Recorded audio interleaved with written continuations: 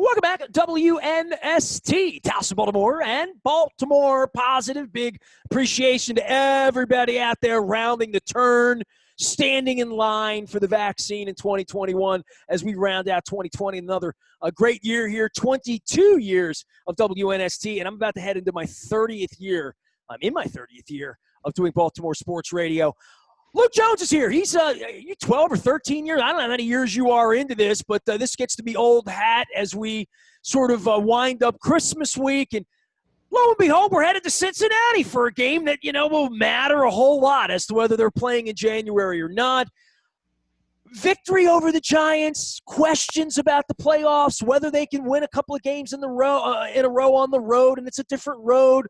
But more than that, this thing's rounding out. And as much as we've talked about the offense at length, Luke, the defense is going to be the story when there's Roethlisberger or Allen or, dare I say, Mahomes in 2 weeks. No question about it. I mean, as much as we can talk about the excitement level with what the offense is doing, and I mentioned in our previous conversation that the Giants presented a much more formidable run defense, let's call a spade a spade. Daniel Jones, Gardner Minshew, an old Andy Dalton behind a lousy offensive line. These aren't the kinds of offenses that you're going to see in January. And it's not even so much for me that I have grave concerns with what I've seen from the defense, because, I thought Sunday, first of all, they gave up 13 points. It was a bend but don't break kind of effort. But when you're facing better quarterbacks and you're facing better offenses, I think for the Ravens, it begins and ends with how healthy are they going to be. It's no secret, second straight week they played without Marcus Peters, without Jimmy Smith. Calais Campbell, who sat out the previous week against Jacksonville, played around 20 snaps. So he's still working his way back into form. Yannick Ngakoue suffered what looked like a hamstring issue in the fourth quarter. It showed up on the Ravens' post-game notes. It was something that you didn't necessarily notice, as they rotate their edge rushers and defensive linemen so frequently. It's hard to really pick up on that, but they have to get healthy. And as much as the focus has been on Lamar Jackson in this offense and its recalibration, so to speak, and the dynamic nature with which they've been able to run the football over the last month, after waiting for something like that all season long while the defense was leading the way, you need to see this defense healthier, because you're not going to be in the same position where you can just blitz the heck out of a Daniel Jones or blitz the heck out of a Gardner Minshew and not potentially face some repercussions. I even look at the first half on Sunday. And look, the Ravens defense played well. I'm not, this isn't a criticism, but it's looking at the circumstances. Time of possession, the Ravens had the ball for 22 and a half minutes in the first half. The Giants had 95 total yards on 18 plays. That's over 5 yards per play. That's respectable. That's not a case where they completely shut them down. It's just a case of the Ravens offense stayed on the field so much. The Ravens defense did get the necessary stop to get a 3-and-out, but you didn't allow them to get into their offense even. So it's very complementary in nature. But if you want that to continue against top flight opponents, you're going to have to get Marcus Peters back. You're going to hope to get Jimmy Smith back. Again, the shoulder, hard to say. And John Harbaugh, the last time I asked him how Jimmy Smith was progressing, didn't offer a whole lot. So you certainly need to have a healthy Calais Campbell. And we saw him subtly do some things with some stunts on Sunday that set up some other guys. And they were able to sack Daniel Jones 6 times. So there's certainly things to like about the defense. And I think when you really look at the front seven, with what they're getting, not just from guys you expect like Matthew Judon or as I mentioned, Yannick Ngakoue kind of coming alive here over the last couple weeks, but even someone like Justin Madubuike, who had his first career sack on Sunday, and he's someone who has quietly played really, maybe not even all that quietly anymore, has played really well down the stretch here when the Ravens have needed it with some other injuries up front. And you look at someone like Chris Board, who had 2 sacks on Sunday. He's someone that last year, when you remember the post-C.J. Mosley training camp, when it was him, Kenny Young, and Patrick Owasso kind of expected to be the new group of young Ravens linebackers, Chris Board looked like a guy who was going to start, and then he got hurt and kind of fell by the wayside and kind of reverted to a special teams only role. But you're seeing him play more and more. So you're seeing some different guys step up. You certainly need to see it against tougher offenses, more elite offenses, like they're inevitably going to see if they play deep into January. But it's definitely been interesting to see this defense certainly have its lip bloodied, so to speak, more so from an injury standpoint than anything else. But we saw them give up over 40 points against Cleveland a few weeks ago, so it's not as though they've been perfect. We certainly haven't seen them play quite as sharp. We haven't seen them look quite as sharp in the second half of games, and that goes back to the Philadelphia game back in October. So there's things about the defense that concern you here and there, but again, it really comes back to the health and trying to get as healthy as you possibly can. And even look at Sunday's game. I mentioned Ngakoue, but Marlon Humphrey was banged up at one point. Deshaun Elliott was banged up at one point. And they came back into the game. Nothing to be overly concerned about, but really does speak to, you get to week 16, you get to week 17. Yeah, you'll see guys on the injury report, but that there are probably 20 other guys hurting, and that's not unique to the Ravens, but it is part of the story for each team and their ability to not just get into January, but try to do some damage. So I think, it really, for me, it begins and ends with how healthy they're going to be when they go to a Buffalo, a Pittsburgh, or potentially a rematch with Kansas City a little bit later into January. He's Luke Jones. He is Baltimore Luke, and Luke at WNST.net. Yeah, I know we're going to talk more about the defense. We're going to talk more about the injuries, and we've talked at length about the offense and whoever the opponent's going to be next week. But has it dawned on you you've made your last trip downtown to see a game? I mean, most people didn't make any trips downtown. I did not see any of the games in person this year at home. I saw 3 of the road games. You and I have had a little verbal fist fight, in the aftermath about Pittsburgh, Buffalo, Kansas City. We're going to go. Who's going to go? Where are we going to drive? Can you be in the back seat? Can I get a 2-horse wagon to have you drive in the back, or you could drive up and I'll drive? I don't know, but I tell you, I stopped going 2 months ago. There's a point where, when the ball kicked off in New England, I was very, very happy that I decided to take a respite. And I haven't felt like I've needed to be there. The home games are weird because I see the stadium out my window. I live 4 blocks away. But you're done now, and I guess your real hope and wish for everybody is that next September, the next time you go to a stadium, you're not wearing a mask and there's actually people there. But you've experienced something a lot of people haven't experienced. I have too, which is football for no one. Well, football for plenty of people, but no one in person, other than a handful of media that are there, and some, maybe some in some certain environments, some friends and family, or I saw Green Bay on Sunday night. Had some healthcare workers, on the front line that I assume have been vaccinated. I think that was part of the story there, but it's very different in that way. I mean, you miss the atmosphere, you really do. And look, I will still gladly take what we've had in 2020 over no football at all. I've said that over and over, and I'll maintain that. I mean, not that it's been perfect, not that there clearly haven't been some major bumps along the way, particularly here in Baltimore with the Ravens outbreak, but, it's not the same. And it's, there's, look, I certainly have been privileged to be able to watch these games in person, and even going back and watching the Orioles in person. And I get it; it's the 2020 Orioles, nothing special there.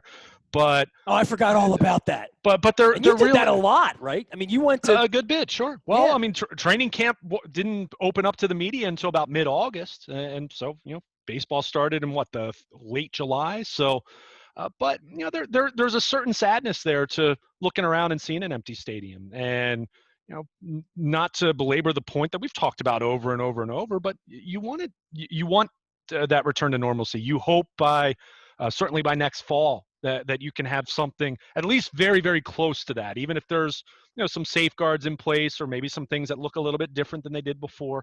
And I think other elements of our lives, we're going to be considering the same things as we get into post-vaccination, post-pandemic world, so to speak. But you miss that, and there is a sadness to hearing the pregame introductions, and you hear the music, and For Whom the Bell Tolls, which they've they've done transition from U2 to Metallica, and just it's not the same when players are running out and there's the inflatable tube men and the drum line, that the limited drum line they have there, and that's about it. I mean, that's the only atmosphere you get. So it's a much better product for TV in that way, but you miss 71,000 people being there. As nice as it's been to drive and park and not deal with any traffic around the stadium and tailgate traffic, you miss that. I mean, you really do. So it's not to belittle this season, because I think there have still been some fun elements, and I think potentially still some very enjoyable elements ahead as the Ravens try to lock up a playoff spot here with a win on Sunday. But it's definitely different, and it's something that I've been real careful not to normalize in my mind, so to speak. I don't want to. I've said this over and over, even with other elements of just what 2020 has been. I don't want to get used to what things have been like, so to speak, because it's not as good as the pre-pandemic days. So you hope for that return, but in the meantime, still plenty to enjoy, and certainly with the Ravens coming alive here over the last 4 weeks, a lot to be excited about if you're a Ravens fan.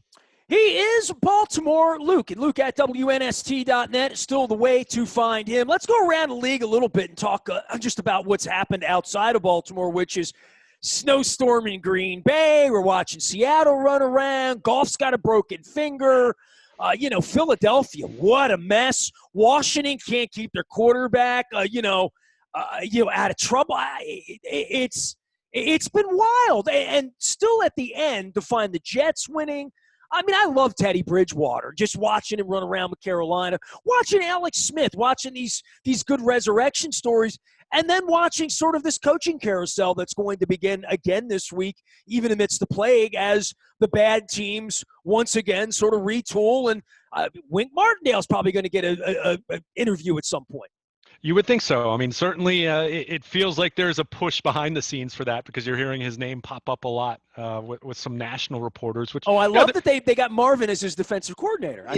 There's some politicking. Marvin about that. There's some politicking that goes on there, but I can hear Marvin's laugh right now, like, oh my God, come on! It's a week between Christmas and New Year's. You're going to hear everything, because that's kind of the nature of it, right? It's ridiculous. No question about it. But I have to laugh at Adam Gase with his parting gift to New York, where cost the Jets Trevor Lawrence, with the Jets having won the last couple of weeks. But it is the season, and when you see some of the weird results that we've seen the last 2 weeks, when you go back to the Rams losing to the Jets in Week 15, and the Steelers losing on Monday Night Football and just looking terrible against the Bengals, it's where you kind of take some stock with where the Ravens are right now. Another 10-win season under John Harbaugh, and look. The bar needs to be a little bit higher in terms of it's time for this team to win a playoff game. I think they get in and they lose in the first round. The season still, even with this resurrection late in the season, it's still going to leave you wanting, right? I think at least getting to the second weekend of January, I think that's a very reasonable expectation if you want to call this season. Look, anything short of winning a Super Bowl, you're not doing cartwheels. We understand that, but at least get a playoff win where Lamar Jackson and the rest of these young guys can kind of put that part of the narrative to rest. Then I think you kind of reload and assess where you are, what you need going into the off season and then 2021. But it really, seeing some of the weird things that happen late in the season, and we've talked about, and we'll continue to talk about it throughout the week, what happened at the end of 2017. So it's not as though the Ravens have been completely immune from that. But when you look at the Ravens' December record, really over the last 3 years, look at what they did in 2018. We know they finished on a 12-game winning streak in 2019, and now what they've been able to do over these last 4 games, it really does speak favorably to what John Harbaugh has built here, what this organization has built here, and even with the rebuilding and the transition from Joe Flacco to Lamar Jackson, what they've been able to do. And boy, they've been really good in December. And that's not something to take lightly when you see some of these other contenders stub their toes in games that they need to have. So now you don't assume anything. It's why I said they need to go out to Cincinnati on Sunday and start Well, I mean, 2 fast. weeks ago, we're talking about the stock of the Cleveland Browns. I mean, what's their stock going to be if they're not playing football next week? Well, and I'm glad you mentioned that, because as much as, and look, I tweeted it at one point on Sunday, Brown's going to Brown, because how many times have we uttered some sentiment along those lines for years now? But look what happened to them with their wide receiver group being close contacts and on the COVID-19 list the day before the game. Now, should they have still beaten the New York Jets? Absolutely. So you don't absolve them, and those wide receivers not being on the field didn't cause Baker Mayfield directly to fumble 3 times, including on the 4th and 1 at the end of the game. But it does speak. I so strongly dislike him to see. It's like he's my new Cam Newton. You know what I mean? I just want to root against him because it's fun. Yeah, but it speaks to the unpredictable nature of this, and none of these teams are potentially out of the woods in that regard. Even the Ravens, as much as you say, okay, well, they had 23, 24 guys on the COVID list, and there's no reason to think guys who have gotten the COVID would get it again immediately thereafter. But there are plenty of key players on this team who were not part of that first outbreak. So you need to remain vigilant. So whether it's Cleveland, whether it's someone else in the first week of January, whether it's someone else going into the conference championship game, I mean, you don't know. And it's not something anyone can specifically plan for, other than these teams just needing to remain vigilant. But it does speak to there being a way different dynamic to this postseason. And, if the Browns beat the Steelers on Sunday, they're in. So it's not as though they're done. But you're right in the sense of looking where the Browns were going into that Monday night game against the Ravens, and even in the aftermath. You and I gave Cleveland their props, and they deserved it, because that was a hell of a football game, and they made plenty of plays to try to win that game. The Ravens just made one more in the end, but it does speak to how unpredictable and how fragile this thing still is in terms of wanting to have your roster intact, wanting to have all your position groups intact. And let's even look at it from a timing standpoint. If the Browns had found out 2 days earlier that they weren't going to have Jarvis Landry and a couple other wide receivers, you had more time to plan for that. That happened the day before the game, and you're in a position where you go play. And they didn't play well enough, and they were beaten by a bad football team. So it does speak to. Well, it's a hell of a story for the developmental guys to really feel like they could play at any point. They have to be ready. Literally. Well, and even though it's I mean, these third-string quarterbacks have had a workout this year, right? Like, there have been a lot more guys that have gotten on the field and gotten to throw the football around, whether they're Tyler Huntley or whatever his name. These guys that this is the only chance in life they're ever going to have to go out and play in an NFL game. A lot of that weird stuff's happened this year. No question. And that stuff happens. I mean, Tyler Huntley didn't play, isn't their backup quarterback right now because of COVID. I mean, Robert Griffin III got hurt, and Trace McSorley got hurt. I mean, that can happen. Look at how Herbert got on the field. Sure. I mean, so weird things can happen, but it is a reminder of why having depth in your organization is valuable, and having those guys in the practice squad, they need to stay ready, because you never know what's going to happen. I mean, the Ravens have had some guys that have played some. I mean, look at Anthony Averett. He started the last 2 weeks, and again, an injury situation, not COVID. He started the last 2 weeks. He was a healthy scratch against Cleveland. Who's this long-haired guy running around on offense? 85 for the Ravens. Yeah, Eric Tomlinson. I mean, who's this guy? I don't even know his name. But so I mean, these things happen in football anyway. But then when you throw the pandemic into the mix as well, it just makes that organizational depth that much more important, and it just leaves things, as much as by week 16, week 17, you have a pretty good grip on who everyone is. You have a situation like what happened to the Browns, and suddenly you're scrambling, and they didn't handle it. And it's not to cry the blues for them. And I saw some people comparing it to the Ravens. It's like, well, okay, the Ravens game got delayed 3 times, but look who they didn't have, and they still lost. I mean, it's not as though they beat the Steelers because they had extra days. They still lost the game. So I mean, it just speaks to the craziness of this. And, we've talked about it, at times, even to put it kindly, teetering on jumping the shark, so to speak, with some of the ridiculous scenarios. But by and large, it's been a reputable, legitimate season.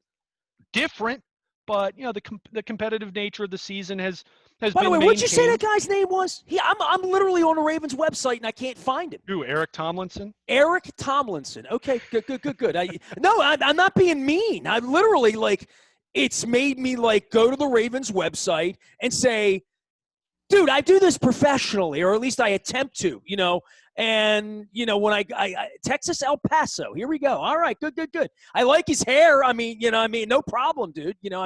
I'm just saying it's. I feel like he's Haydenhurst if Haydenhurst just let himself go a little bit. Haydenhurst has the flowing mane of long hair, and I'm sure he uses conditioner. I mean, it seems like Tomlinson just lets it grow. He played in a game for the Giants earlier. Yeah, he's been a player in the league. He was a little bit. Right. Right. He's played a little bit, but certainly not a household name, to your point. So, but they had another guy 2 weeks ago.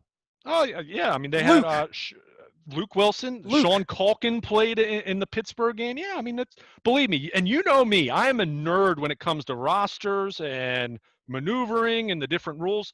I couldn't tell you how many times, Nestor, this year where I have legitimately taken the roster, counted how many guys are on the active roster, see how many open spots they have, which guys have been standard elevations from the practice squad, which guys You're have almost been Pat Moriarty at this point, right? Literally. I used to think that, but this year has changed that. Now I feel like I don't know what I'm talking about at all because it's just so much different than previous years. But again, through all that, dude, you knew Eric Tomlinson's name, dude.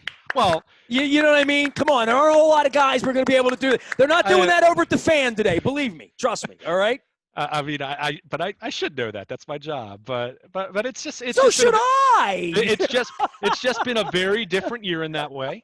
But at the end of the day, we've talked about this, and yeah, we've had our COVID conversations, and we'll continue to have those, and we'll talk about it after the season probably as we hopefully see enough traction with the vaccines and getting into baseball season and what it means for the NFL next year when hopefully the population's vaccinated enough where we're not talking about restrictions anymore. But the positive through all this we've been able to talk about a legitimate season for the most part. The conversation has largely been about football for the most part, and that's something that 6 months ago, you and I, you may be more pessimistic, me trying to be more optimistic. We both had our doubts one way or the other. So for it to be what it's been, albeit you miss seeing fans, guys like us miss going to the locker room in terms of the access and information and education that provides us as reporters. But by and large, it's still been a fun season. And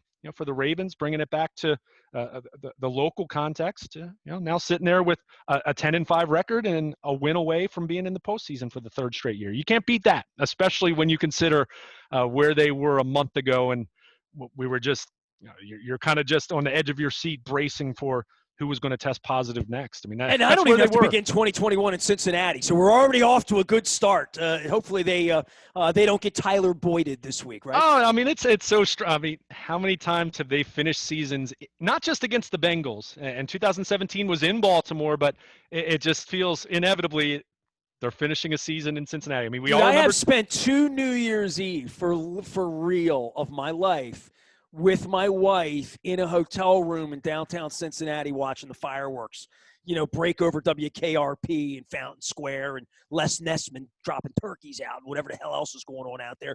I just, I don't want to say trap game or any of that stuff, but it's never easy. They're playing better. Just, let's not count our turkeys or, our buffalo wings or our Permani sandwiches or whatever the hell it's going to be next week. But, we are at the point where, like, I might be thinking about getting the purple rope lights out this week. Yeah, no question about it. And I mean, they need to start fast. They need to they don't have to play a perfect football game. They have to play a sharp, solid mistake. Mistake-free is tough, but few mistakes. And if they do that, they should take care of business. And as much as we'll dwell on 2017, go back to 2011. I distinctly remember. And remember, Marshall Yanda was banged up. He had the issue with the ribs and the leg issue. He even had surgery that week. And he played, and the Ravens won in Cincinnati Week 17 to clinch the division, clinch the first-round bye. Now, they don't have a first-round bye in play, and they're going to be on the road as a wild card. But you hope for the Ravens' sake, it's an outcome much more like that and not at all like 2017. So I think if they can start fast, start in a way like they did against the Giants, I think you'll have the Bengals kind of remembering they're the Bengals pretty quickly. One can only hope for a chilly day in Cincinnati, as Earl Weaver once said. We're going to be rounding out the year with a whole bunch of Baltimore positive programming around here. Had so many significant conversations about the real world this year, including some sports stuff, too, that I'll be throwing in with some Hall of Fame chats, as well as our Phil Necro chat. I chatted with Phil Necro. He passed away over the weekend. Luke, I got into an argument about Hall of Famers here this weekend and, John Mackey and whatnot online. And I thought to myself, I never was a Phil Necro for the Hall of Fame guy. You know what I mean? Like, this is back when I would make these arguments 30 years ago about whether you're a dominant player, a dominant pitcher, a dominant whatever. I don't make those arguments anymore, certainly posthumously, but it has been amazing how many baseball players and Hall of Famers we've lost this year. I know on the way out, we'll have all of those moments of Sports Center at the end of the week and, all the great people we've lost this year and Ruth Bader Ginsburg. We'll go down the list, right? But from a baseball perspective, it's been particularly troublesome, huh? It really has been, and I think, look, I think we lose special people every year, but when you're in the midst of a pandemic, and I don't need to share with you what the death totals have been there, I think it highlights how fragile life is, and I think that really, it brings more attention to it. But yeah, when you look at Phil Necro and you look at some of the others who have passed on this year, from Joe Morgan to Tom Seaver and Bob Gibson, I mean, you're talking about some of the such a jerk. Tom Seaver, dude. Tom Seaver called White Sox games back when I was in the media, and I remember one time literally being at one of the tables where Tom Seaver was here and Jim Palmer was here, and I got to sit at a table and hear Tom Seaver and Jim Palmer, sit and have a crab cake and drinking iced tea. They had their little earbuds hanging down and half a suit done and making sure they weren't spilling stuff because they had to do. But this is, after BP at 6:05, sitting and watching Tom. And I never really talked to Tom Seaver. I was always a little intimidated by him. You know what I mean? But you just brought up Tom Seaver. Tom Seaver's name was in my glove. I had a Rawlings Tom Seaver glove forever. That was my glove, was a Tom Seaver. Because he never put the O. It just said TM. And I'm like, what? Daddy, why do people make autographs with that? This isn't the way you teach me to write. So, man, Tom Seaver, to say him. By the way, I got this. I just happen to have this. Can I plug this? Bill Madden wrote a book on Tom Seaver. So, Terrific Life. So I have this here. Cool. So, see, you think I don't love baseball anymore. I just love real baseball, So when it comes to Tom Seaver, I can tell some stories. So there. Yeah, but I just don't know anything about the prospects the Rays dealt, with the Blake Snell deal. All I know is my Padre jersey's over there. And Manny Machado was really nice to me the last time I saw him, so I might wear it. How about that? There you go. There you go. I mean, no, but it's been a tough year in that way. I mean, you're not just talking about Hall of Famers. You're talking about some of the all-time, the Hall of Famers of the Hall of Fame. I mean, you're talking about some of the absolute best who have passed on this year. And man, Joe Morgan, Joe doing it right. Saying. I mean, Joe Morgan sat in the seat in front of me on my flight. Are you ready for this? From Miami to Havana. I flew on the Major League Baseball plane, and Joe was calling the game with John Miller. And I'm sitting in my seat on this American airline flight with ice cream that's going to melt. We're on an 18-minute flight. And Joe Morgan comes on the plane and sits down in the row in front of me. And I thought, SOB hit a home run in game one. I was sitting in left field with my dad, broke my heart back in 83, I got stories for all these Hall of Famers, man. Such a big part of my life, baseball, right? Again, you're talking about royalty. I mean, for me, Bob Gibson, and look, I mean, Bob Gibson played long before I was born. I mean, I was born in 1983, but, just the stories about him, the intimidation factor and how he was someone who, was not, and he was old school. And most of these guys we're talking about old school guys. I mean, there wasn't as much fraternizing with the opposition. And he was a guy who just, had a scowl. But boy, I mean, talk about a competitor, talk about a great pitcher. By the way, dude, I went through stuff here and I found this. Someone gave this to me at some point. I want Very you to take a cool. look at this, dude. Very cool. And it's pristine. So I pulled it out, and I'm going to put this next to my city. I got this at. I love this. This is from Baltimore Homecoming about a year ago. I made that with a bunch of kids up in right off Penn North, and I'm going to put this like next to it. I have Coach Billick, so I'm going to like do something with the wall back here. And you know, Louis still with us, by the way, but I found this is, by the way, from the News American, which I love even more, right? Because like, that's where I first worked. And this thing has such amazing pictures, but this was their Sunday piece back in 1964.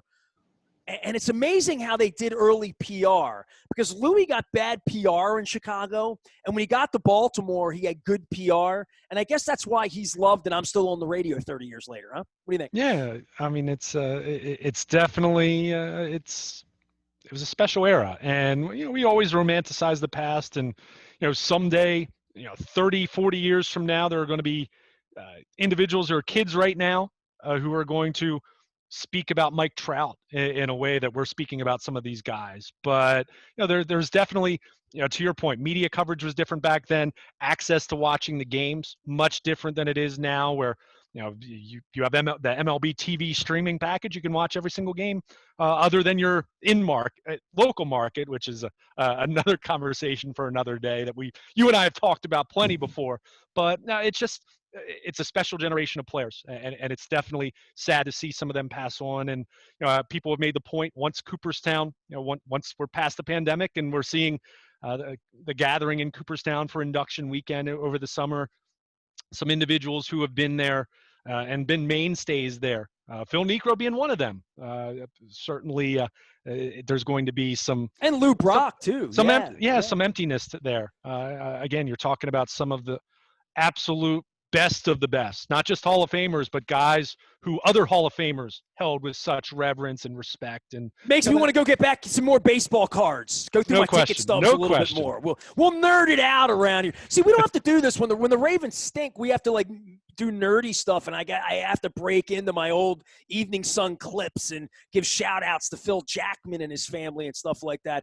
But hey, man, Happy New Year to you. Merry Christmas. I saw your family and your sister. You're going to be Uncle Luke in 2021, which is going to be fun. So we're all into it. I hope everybody has a safe week. I hope everybody doesn't gain too much weight.